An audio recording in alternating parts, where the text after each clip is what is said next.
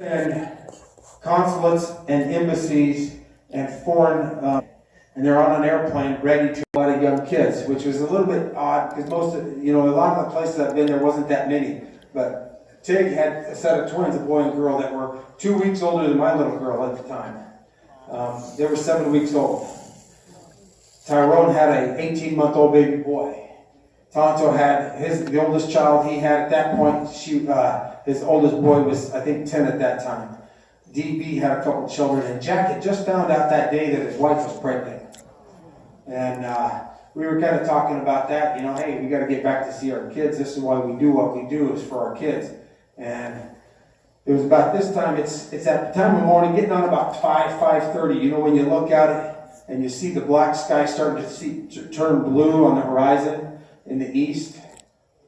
And I kind of turned to Tyrone. I said, if they're going to attack, it's going to be within the next hour.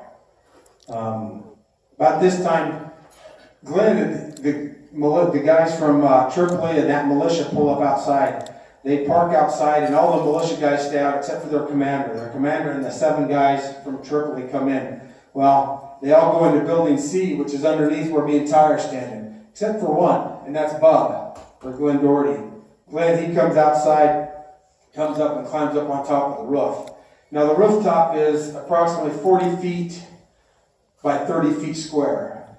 We have a ladder that we built out of inch and a half square inch tubing that we cut up and welded together and bolted to the side of the building to climb up and down.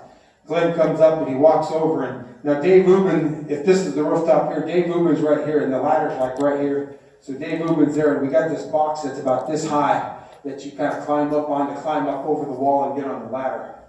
Over on the opposite corner is where me and Ty are. And we're looking at what we call zombie land. And it's basically it's like a stockyard for their sheep. They bring them there when it's the end of the iftar. Because at the end of the iftar they sell them off. It's breaking of the fast. And so they were that was coming up. Or they were bringing them in for that kind of thing. And then what ended up happening is there was an alleyway that kind of walked down the side of this big Quonset hut, and that's where Tyrone was, kind of guarding that. Well, Glenn comes over, and I'd never known Glenn before, and he comes over and he says hi, and Tyrone introduces me because they used to work together when they were instructors at BUZZ, which is Basic Underwater Demolition School. And Tyrone says, hey, this is Bub. Bub's a sniper from back in the teams. And I'm like, hey, hope we don't need you, but it's good to have another gun, a trigger puller up or another shooter. Well, Glenn kind of walked over to him, and they were on my left-hand side and talking a little bit, and then Glenn kind of walked behind us.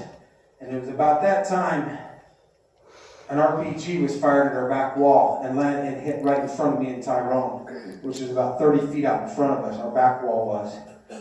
They opened up with small arms fire, machine gun fire, and simultaneously a mortar hit the top of the wall right in front of Dave Ubin. Well, Dave Ubin starts yelling out that he's hit.